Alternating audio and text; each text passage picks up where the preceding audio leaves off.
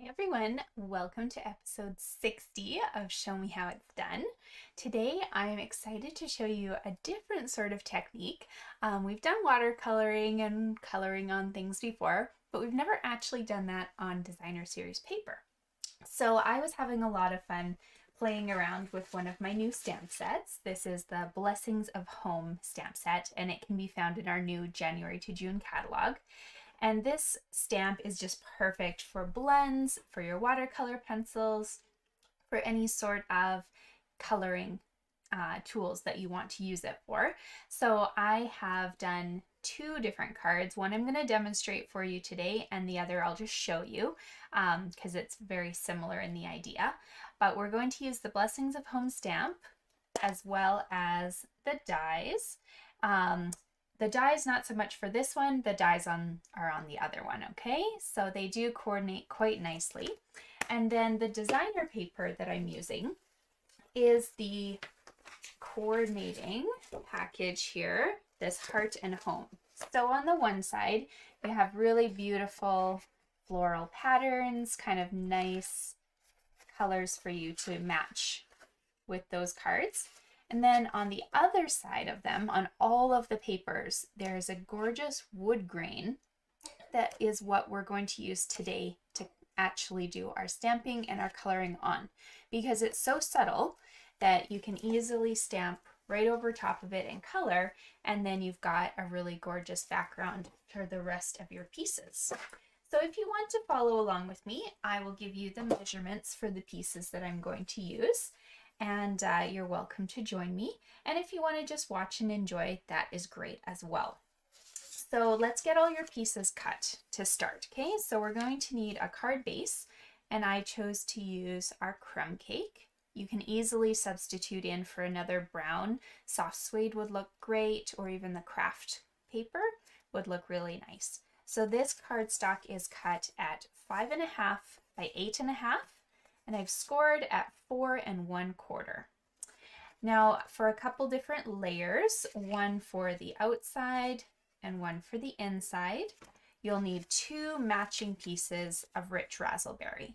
These measure 4 inches by 5 1/4, and they can be identical.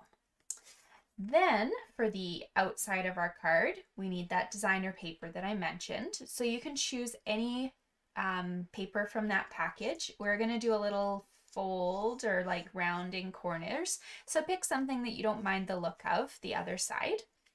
So that piece, I've chosen this one here because I really just like the straightforward look. I'm going to cut this one at 3 3/4 by 5 inches. And for the inside of my card, something to write on here, this piece is white and it's also 3 3/4 by 5 inches. So we're going to do all of our work on the designer series paper first, and then we'll add detail to the other pieces. So go ahead and put those aside, and you probably will want something under your workspace. So I'm just going to grab a little scrap of paper here and this. Now I'm using black embossing powder just because I really love the look of the embossed black lines. If you don't want to do that extra step of embossing your flower, you can also just stamp this in Memento Black and put it onto your paper. But I really love the look that you get and the nice buffering that you get when we use a an embossed black on here, okay? So I've mounted my largest stamp. I'm going to grab my sticky Versamark ink and stamp all over that. And then it's totally up to you where you want your flowers to be. Sorry, I moved that. You can see on mine, I kind of just have them, the first set in the top corner here. And I'm going to move quickly because I want to get that powder on. And the second set, I'm going to put on the left-hand side of my card. Okay, so totally up to where you want it. Now we're going to grab our black embossing powder, and I like to do this in a little tray here. It kind of just keeps me a little sane. So I'm going to sprinkle embossing powder all over here, and then when I'm done, this tray has a little spout so I can actually just pour it all right back in. You can use a folded piece of paper or a plate or anything you want, but the tray is nice for me to use. Okay, so as soon as you stand that up, now you can see you've got your great black flowers on here, and this looks stunning as it is. So this is my little segue too, that if you don't want to sit here and do all this coloring work, this is really pretty. You could grab a tag, you could layer the card up just like we're going to do, and you actually have a really stunning card as it is. Maybe you'd even want to just color like one or two of the focal pieces and leave the rest black. But before you do any of that, we do need to grab our heat tool and we need to set this powder, because if I was to brush it right now, it would all come off. So that's not great. So you won't be able to hear me, but what you're going to need to watch for is my powder changing from like this matte look to a shiny black look. So I have to, my cord doesn't reach very far.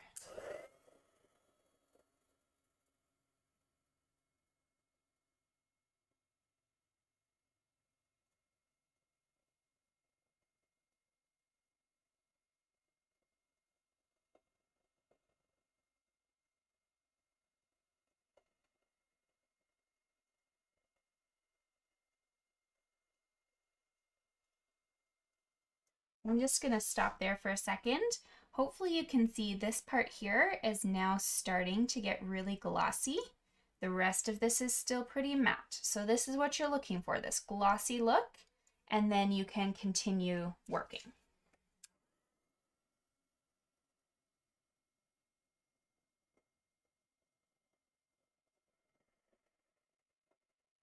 Or it really doesn't want to reach. There we go. Sorry.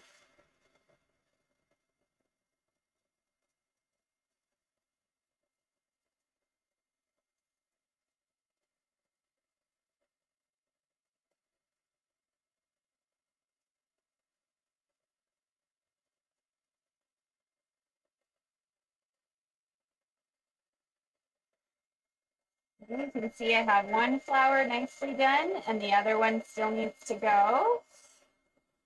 Don't be afraid to take your time. You don't want to burn or wreck your paper.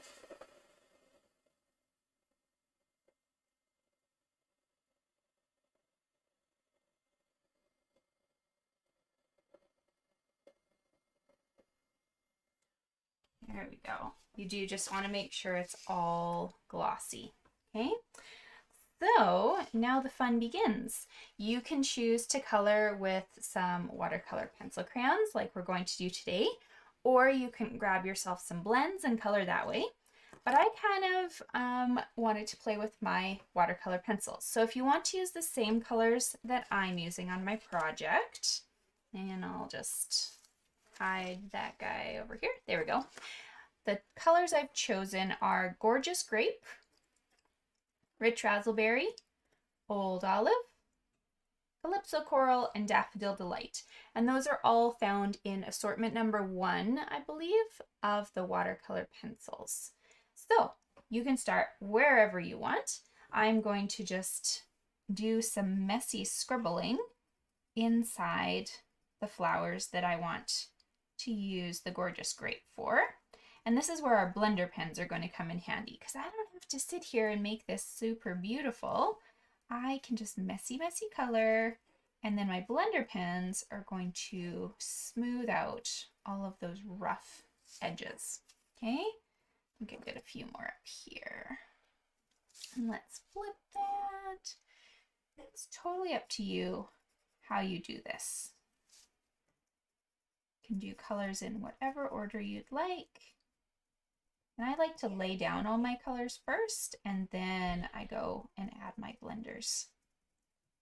Just kind of get things out of my way a little bit. Leaves are all going to be the Old Olive. So however you want to do that.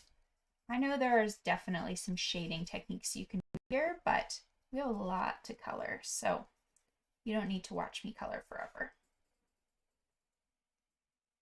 Scribbling in all these different areas. Make sure you get everything that kind of looks like it's the leaf portion. And then we're going to grab Rich Razzleberry. These are going to be my big flowers. Of course, you can use anything you want, but I like the focal Rich Razzleberry because it matches our paper in the background there. And the center is going to be that yellow Daffodil Delight color.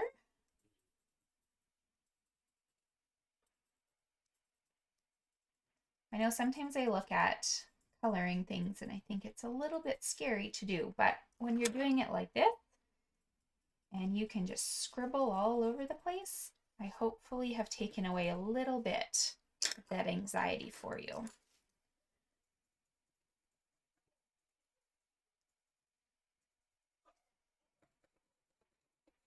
Okay. So make sure you've got at least a little bit of color everywhere in every flower. Okay. The blender pens will also help you spread some of this out, so don't worry about hitting every white spot. But now that we have this messily colored, let's turn this into this.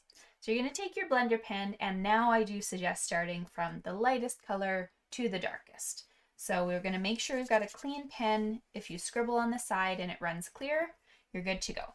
So in this yellow section, you're going to just gently go over all those sections here and blend those colors together.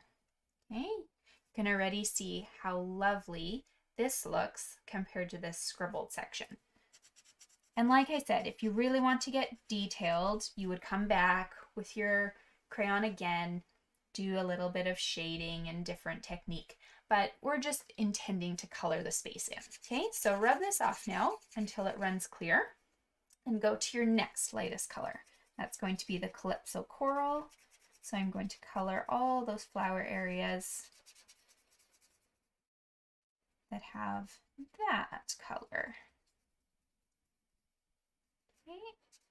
And you probably still have lots of color on your pen, so you can always come and just kind of add a little bit of detail where Stampin' Up! Has done that on their card, and then move on to your next flower as well. Okay, so I'm moving probably a little quicker than I usually would just because I want to get this all colored for you. I have a couple other things to show you too, but it looks stunning this way. Okay, I have colored that. Always remember to scribble on the side. And my next color then would be the Rich Razzleberry.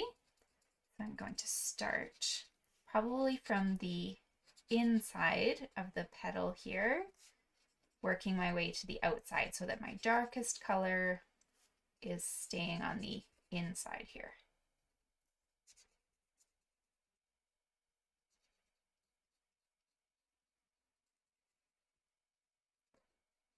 There we go. Beautiful. Look how pretty it's looking.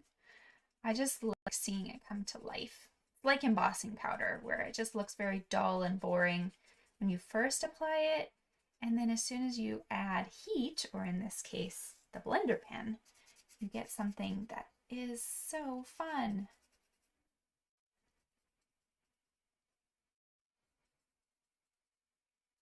There we go. Get all those edges. Get those flowers. Okay, my Rich Razzleberry is done. I'm moving on. I'm going to do my leaves in the old olive color. These would also be your equivalent colors if you decided to use blends for this card and just color instead. Use the light and darks.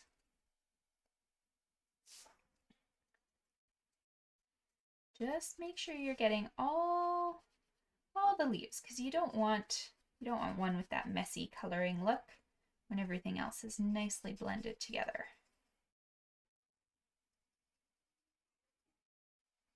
Okay, and last but not least, we're going to finish off with our purple gorgeous grape. Tie those flowers in. And then when you're done, you can also take a second just to make sure that you've covered all the spots you wanted to. It's okay if there are some white spots, like there might be a little white gap, and that's just part of the image. But make sure you haven't missed a whole flower or something like that right now. And the purple is a very domineering color, so you can easily, you know, fill in a spot with this color here. Okay, so there is my beautiful coloring job, which I'm so happy with. It's turned out very nicely. Now, before I put this on my card, I want to add a few texture elements. So you'll notice I've kind of done a little bit of ripping along my edges. So what I'm going to do is take a pair of scissors and open them up, and then just on the one edge of them, if you rub it across the top of your paper, you'll notice the more that you rub, the more ruffled it gets. It goes from this nice straight look to like a ripped, ruffly look. And that's what you want. You want it to go like that all the way around your card, kind of rip that nice, clean look. And you can go forwards and backwards on there, okay? Move back and forth in the same spot if you're worried. So all the way around your card is where we want this technique.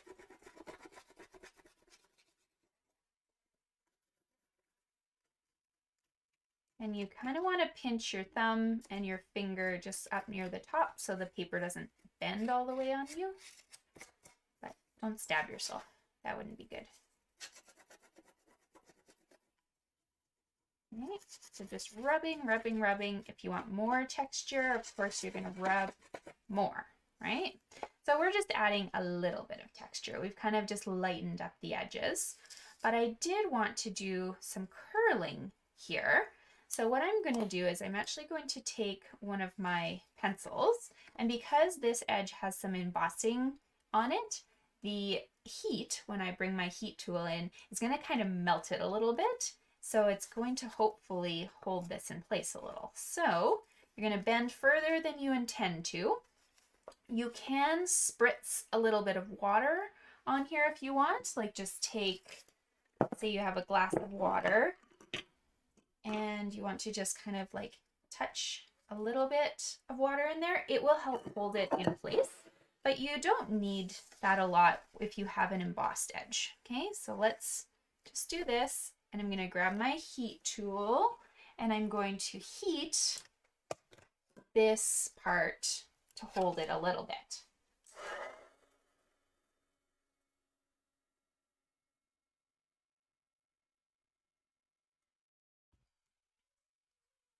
So it doesn't need to be too much. Just hold it for a couple seconds. And I have gone way past where I need it to go because when it unravels, then I have a little bit more potential to kind of pick and choose. Well, that held very nicely where I want this to go. Okay, so there's one edge, and I will put some adhesive here so that'll flatten a little bit. And I'm going to do my opposite too. This one I'll do without water.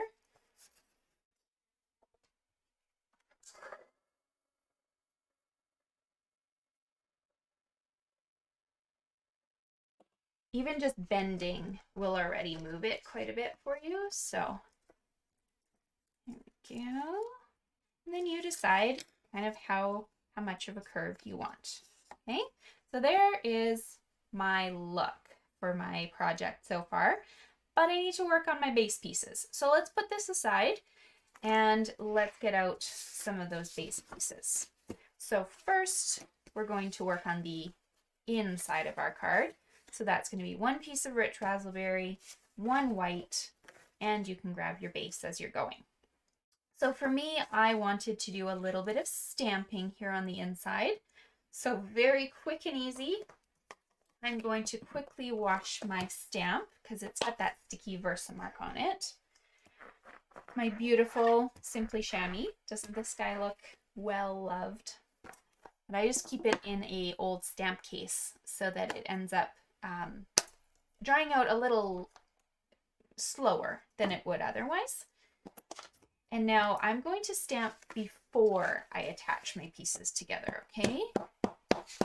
So that I can get that nice flower off the edge of the page look. And again, not using the whole stamped image, just part of it. That's all we're gonna put in the bottom corner. Now you can go ahead and build your layers. So I'm using a flat adhesive. You can use tape or seal or even glue, whatever you prefer. I am definitely just a double-sided tape person, and I've had people ask me before why, like, do I not like the seal? I just got into the habit of doing it because I was working on so many 3D boxes and cards interchangeably that it was just easiest back when we had snail that wasn't as strong to use this at the same time. But now I'm equally happy, and I just kind of like that you guys can see the tape usually, and it slows me down a little bit when I'm crafting in front of you. So you can see where I'm putting my adhesives when I use the tape here. Okay, so taped both the white layer and the rich raspberry layer. And we're gonna make sure our card's opened the right way. Put your little base in here, like so. Now I thought it was really cute to do a little bit of stamping on my rich raspberry piece as well.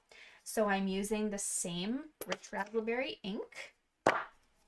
And I'm just gonna do this on the two corners that we curled so that you can see underneath here a little bit of flower detail. And you probably wouldn't see it unless you're holding the card, but you can see it's just very subtle, but it is nice to kind of have a different texture and focal point for those two corners. Okay, so that's kind of our fun look for us right now. And you will want to clean that off right away too, so it doesn't set with a dark color. But this one here, I'm popping up on dimensionals when I add it to the card. So I'm gonna just flip that over and put dimensionals on the back here.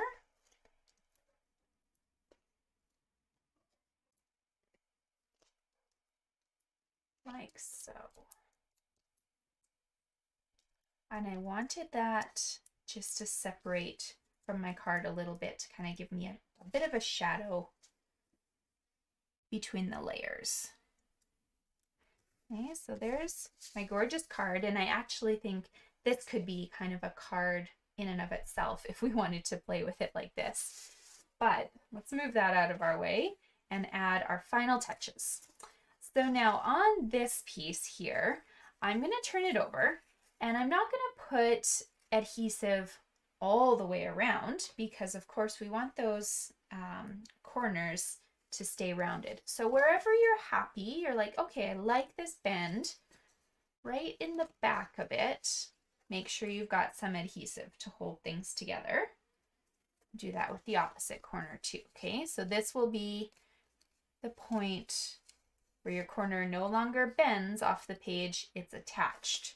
And then you can add, of course, a little bit to these two corners down here, however you would like. This one you probably do want to keep a little flatter than normal, just so that those corners really stand out. But it's totally up to you. You don't really need a lot in the middle, just along these edges is the main focus. Okay, so that's kind of what mine looks like at the moment. I've just got my perimeter, but I didn't go to the corners. I just did along the edge.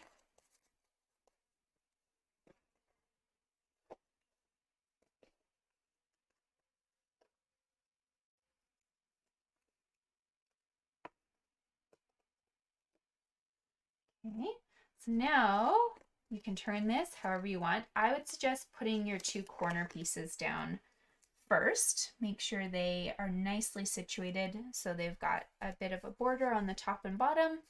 And now directly across, you've got this. Now just gently glide your hand up and push down on that one section, okay? And now you can just kind of manhandle it a little bit if your curl came out more than you wanted. So push down, once again, come back and just bend this and twirl it into place however you wanted your look. Okay? They don't have to be even, of course. Now to decorate in the middle, I found that the dies from this set here, let me show you.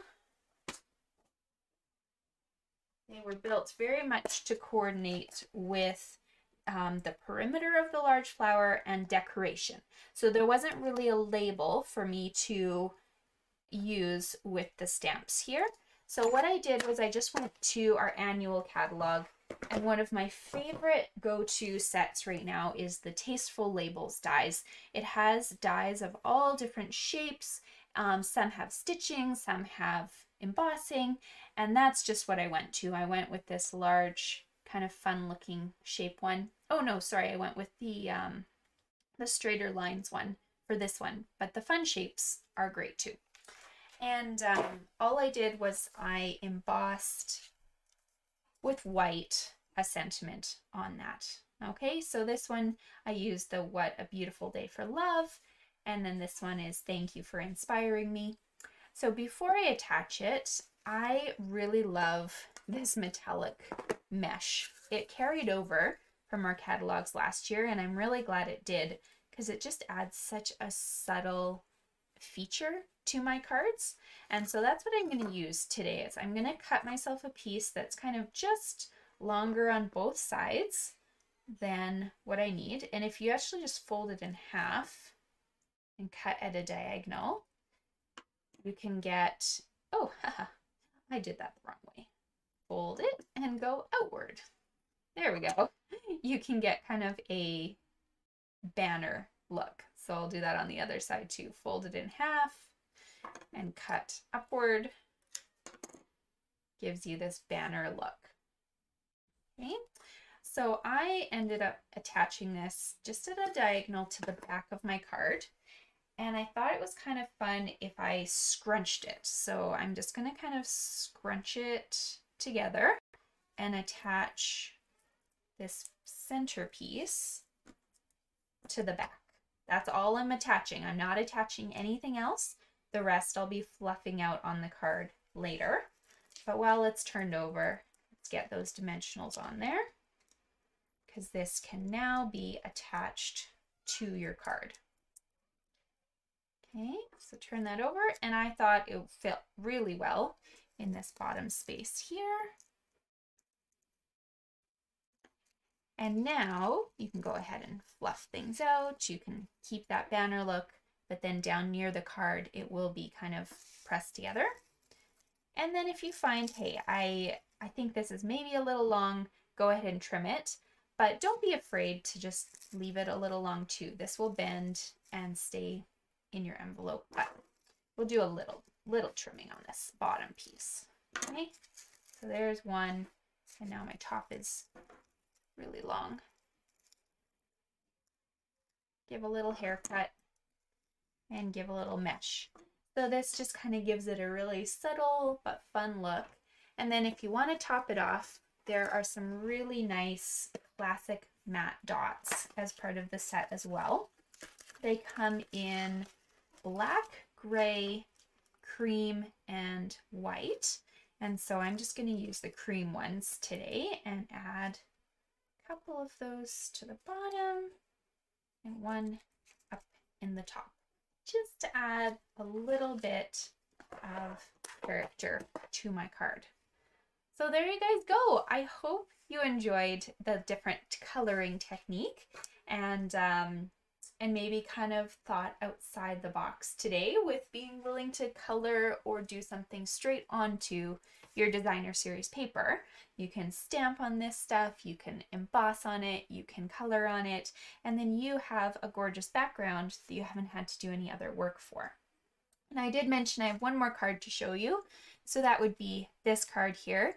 It's very similar in the idea of, you know, using the flowers as the perimeter.